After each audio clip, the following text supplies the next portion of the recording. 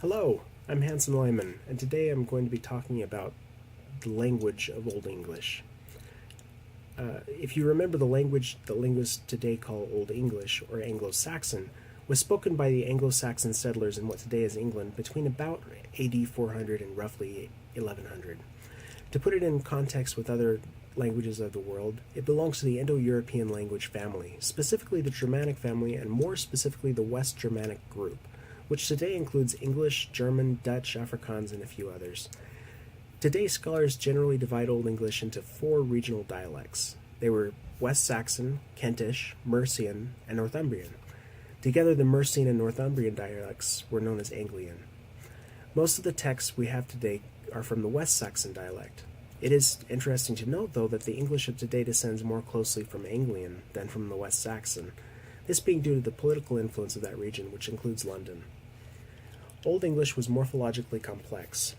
All nouns, adjectives, and pronouns declined for number, in this case single, dual, and plural, for grammatical gender, masculine, feminine, and neuter, and for case, nominative, accusative, dative, and genitive.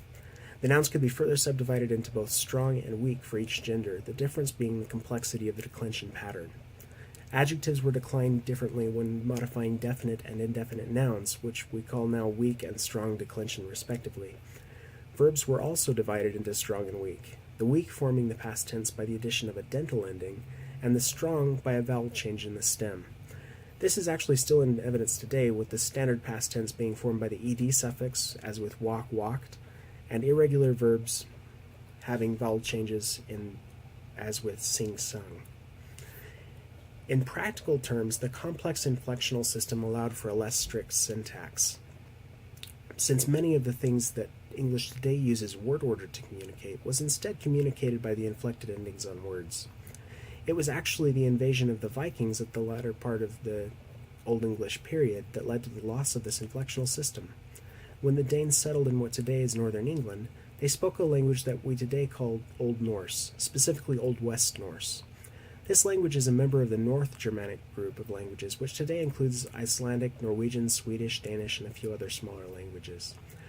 The Old Norse was very similar in form to and vocabulary to the Old English that was being spoken by the natives, so it was basically mutually intelligible in most cases. But the inflectional endings of the two languages were slightly different, so rather than confuse one another with different suffixes, people started just saying things without the endings at all. By the time the Normans invaded in 1066, most of the inflectional system had fallen away. The Norman invasion spelled the end of the Old English period.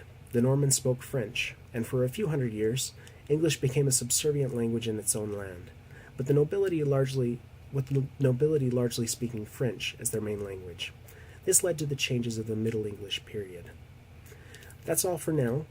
For more information on sources and other fun things, check the description down below. Thank you. Bye.